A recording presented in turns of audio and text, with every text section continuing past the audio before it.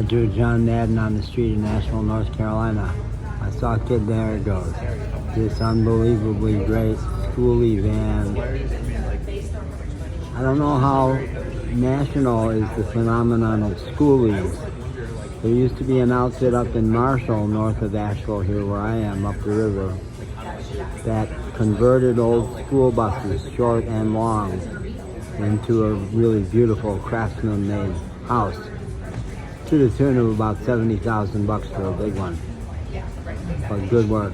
And they were right along the river, so the Hurricane Helene storms a year ago that devastated Asheville and Marshall probably did them in. I recently traveled in a camper van for 4 years, and I'm a big admirer of that life. Here in Asheville, I got to know a woman named Abby the Spoon Lady. She's somewhat of a local phenomenon. At one point, she was the head of the Union of Buskers here in Asheville, which Asheville has more buskers, I think, than any place else in the country. Although that scene has been devastated also, I think, from the COVID and the storms. I've been back 5 months now. And the reason I mention Abby the School Lady is Abby the Spoons Lady was because she traveled in a really cool short green schoolIe that had been nicely converted. Abby, what made Abby a phenomenon here, she was the real McCoy, straight out of the hills, played a mean spoon, looked Appalachian, every bit of it, but got discovered on the streets of Asheville by a Washington Post travel columnist who put her on the cover of the Sunday travel section in the Washington Post. Did not make her rich, but it made it possible for her to get gigs anywhere she wanted, so she traveled a lot. And somewhere I have a wonderful video of her playing in front of the Mass General Store, just down the street, just down in that direction, place where I worked at one point.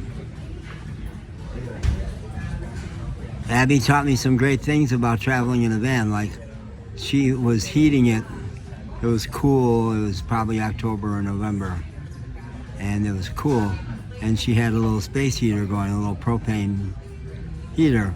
And I said, you know, I got one damaged cheap from a general store, but I took it back to them because I read the fine print and it said don't use it in an enclosed space.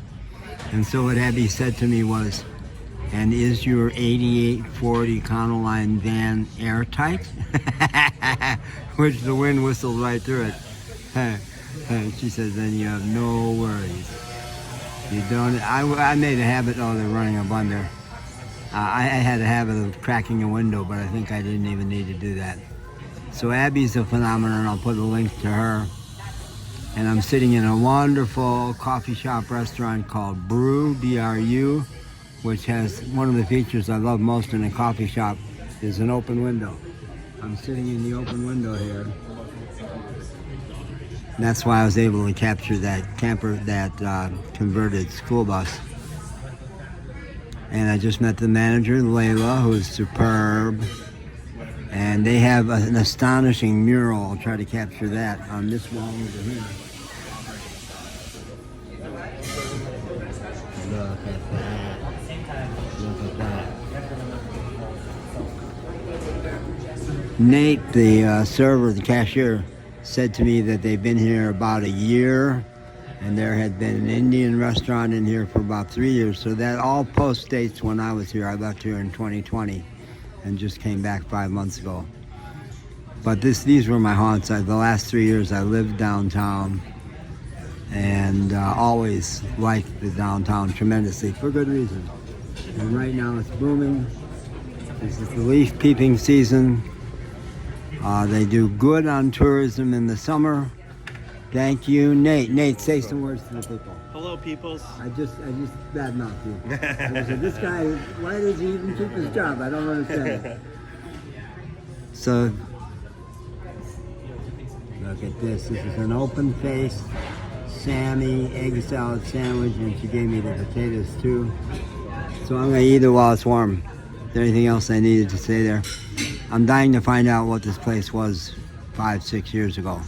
And maybe Layla will know. Nate did not know. Okay, that's it for now. Daddy's got to eat. Bye-bye.